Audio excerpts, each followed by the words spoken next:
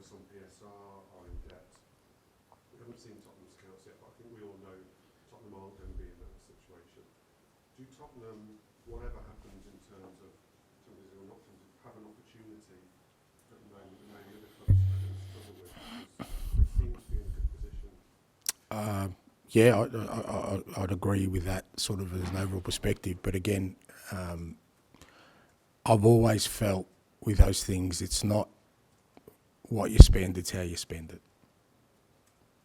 I've always believed that, and I'll continue to believe that. So you're right. I think our football club will be in a great position from a financial perspective to continue to grow our football team. But if we make bad decisions with that position, then we don't have an advantage. So I still think you need to, and even if you're not in that position, you can still, I believe you can still make progress and advance. It's still about the decisions you make with what you have.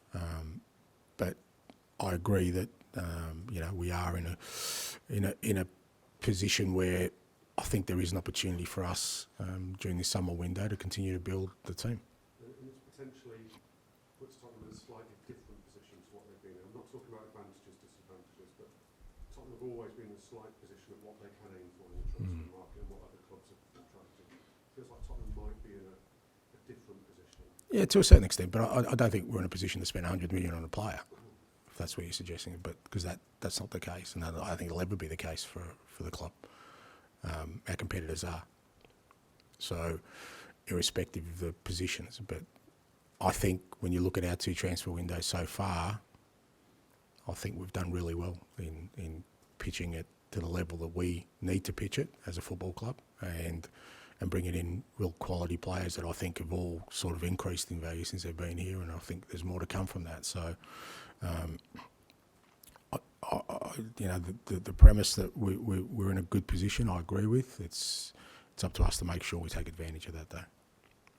John? And you were talking about progression and where the club is now. I do actually think that the majority of Spurs fans would probably argue that they're probably a lot further down the road than they might have imagined in the summer. Do you see it like that? I mean, it's maybe a tribute to the players that you pushed on really well, haven't you, this season? Look, I think, John, with everything that's happened, if I give myself that luxury of trying to reflect when there's still 12 games to go, I'd say, and I think I've said that I'm super proud of the way the club, the players in particular, have responded to the adversity we've had this year. Because it's not just about, obviously, new manager coming in, new way of playing, new staff, new squad changing over, but we've had some real challenges, including, again, kind of covering old ground, but losing Harry 2 days before the first game. Like, I can envisage a scenario, or many scenarios, where that could go very, very differently. With the way that we as a football club and the players sort of took on that challenge. Because I think if you're looking for a bit of leeway or excuses, we've had plenty this year for us not to be in the position we are. Obviously we've had some pretty big injuries, pretty big absences through international tournaments. And what I've been really proud of saying, and I don't dismiss it, is just the real competitiveness of the players every week, irrespective of the lineup we've put out there. Even the games we've lost, like I said, we've been in them. It's not like we've been blown away by anybody.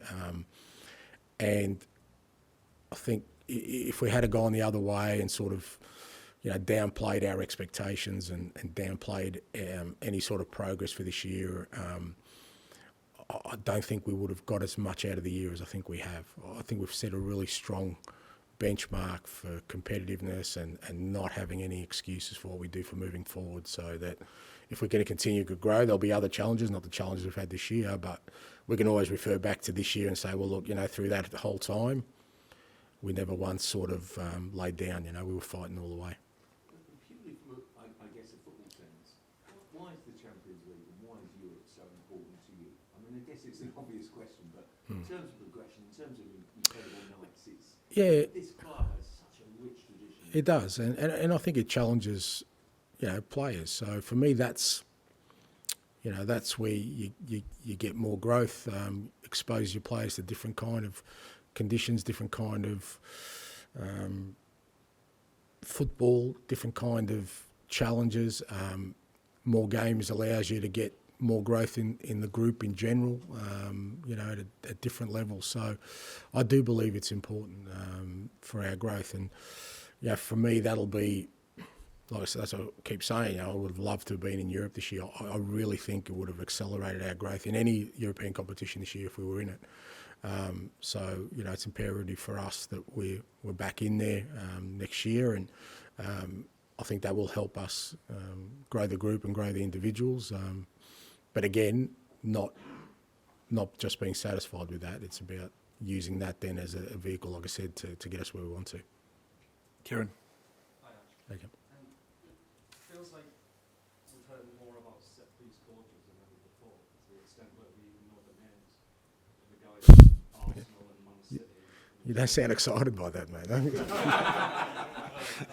Chelsea creating their own set-piece department. Yeah. Is that have you ever had a set-piece coach by your side, or something you thought about here? No, I've never had a sort of specific set piece coach.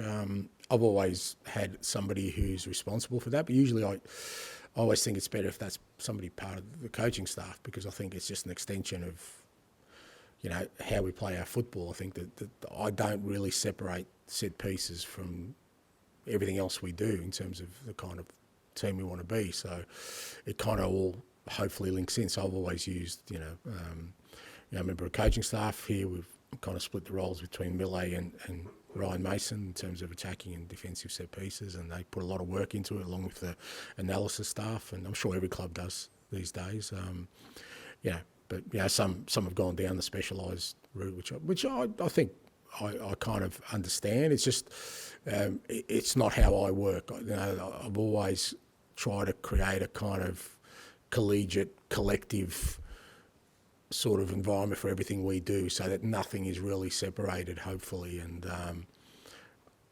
I wouldn't feel comfortable in kind of just bringing in specialists for just one particular area, just for the way I work more than anything else. But I can see why other clubs do it, and I guess they're an important part of football these days. But all parts of football, I think, are important. I don't think there's one that's more important than any other.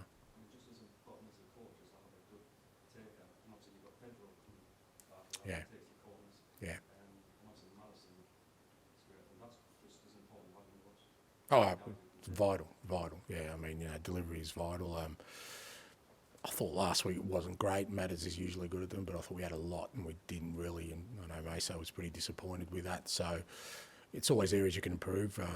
And those guys practice them. He said Pedro's great, but it does help as much as your organisation. You still need somebody, who can execute. If you've got, I'll go back a bit, but if you've got David Beckham on a free kick, you don't need a set piece coach. Just one more on that. I remember much of the day were highlighting how Everton was sort of targeting Macari with corners. Is there a way to sort of help him overcome that? Yeah, I know what you're saying. But again, I think it's one of those kind of spot fires we've had during the year. I don't think it's been a real issue for us. I mean, it was that game, but I didn't feel that the officiating around that game. I mean, it's been interesting to see since then. It seems like they've become a little bit more vigilant about how much contact there is in a penalty box. So we were the test case maybe for that. But I think Vic's handled it really well. It's not easy for a goalkeeper coming into the Premier League from a league outside, because I don't think there are many leagues. Well, I don't think there are any leagues like the Premier League, and the pressure he puts on goalkeepers just from that aspect of it, the physical aspect of it. The nature and tempo of the Premier League, the amount of crosses that come in, not just from set pieces, just in general, probably outweighs most other leagues. So I think he's handled it really, really well.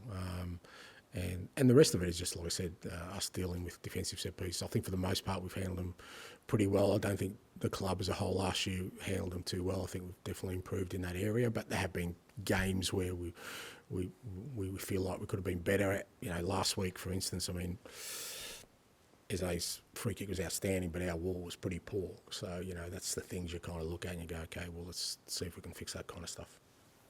Done. And just to pick you up on something you said to Matt, you said you don't think the club would ever spend 100 million on a player. Is that because it's policy to look for more value in the market, or is that just purely I think it's purely financials. I mean, and to be honest, if I had the luxury of 100 million, I'd rather get 250 million players. God, that's great, isn't it, to say that? Wonderful. The world where I've... Yeah, true. The world I've come from. Yeah, anyway. Arsenal didn't look like they would be able to do that 2 years ago. Yeah. Get it on the rise. Yeah, you could be right. That could be just my, background and conservative nature where I've come from. Where, as I said, I've never been in that kind of position. And I've always felt like it's really important how you use the funds you have available, knowing they're not limitless. If we can, and somebody tells me we can, I'll gladly spend it, mate. But I try and put limits on my wife's spending, and they try and put limits on mine, mate. So, yeah, works better that way. Just a bit of advice. Anyway. I was going to ask something similar. I was just trying to understand exactly why the club can do that, given the revenues it brings in, but also when you look ahead to the summer, it feels like the squad is pretty well set. It feels like only 1 or 2 additions, but big investments would make a big difference. Is that not how you're seeing it? No. I think I've said in the past, we've got a lot of work to do still on the squad. I don't think we're anywhere near where we want to be, and it probably will take, a little bit more than just 3 windows to get there, for sure. Just in terms of the squad, the robustness of the squad, the adaptability of the squad, the compatibility of the squad, I think there's still a fair bit of change we need to do. And I certainly don't think we're 1 or 2 players away from getting to where I want us to be, nowhere near it. So, and some of it will just be natural evolution. Some of it hopefully means that we continue to get the improvement we've had this year from some of our players. If that happens over the next 12 months, then we'll be in a great position. But you've got to remember, a lot of our group, this is their first year in the Premier League for a good chunk of them that are sort of been there ever presence almost, a big core of it. So we need them to keep improving at the rate they are. But we've still got a lot of work to do with the squad. I think we're a long way away from having 1 or 2 players to get us to where we want to. So fair to expect a similar kind of approach this summer as we've seen in the past? Well, a little bit that depends on kind of availability of players, suitability of players. So there could be more activity, could be less activity, but again, what we want to do is make sure we bring in the right ones. So I'm not saying that, maybe we only do bring in 1 or 2, I don't know, but that'll only be because there are only 1 or 2 that we think are suitable for what we're looking for. But that doesn't mean like I said, we'll be where we want to be, or where I want us to be. Just one point Kieran made about set pieces. Mille, you mentioned, why particularly him for the defensive side of set pieces? What does he bring, and does he also seem like the kind of coach who also wants to be a manager? Mille's, obviously I coached him, and now he's a manager and coach in his own right, and he's very disciplined, and he's very well organised, and I just thought, with him not being out of the game too long ago, he's got a good understanding of what's there, and he's a scary bloke, mate. So people are scared to go up against him. So I figured that's good criteria. Just finally want to clarify, Hapsar, you said everyone who's fit last week. Yeah, he's fine. Yeah, he's okay. Like I said, he's been carrying a bit of a back nickel, but this week's been better, to be fair. Like I think last week not starting probably helped him a little bit. So he's all good. He's trained all week.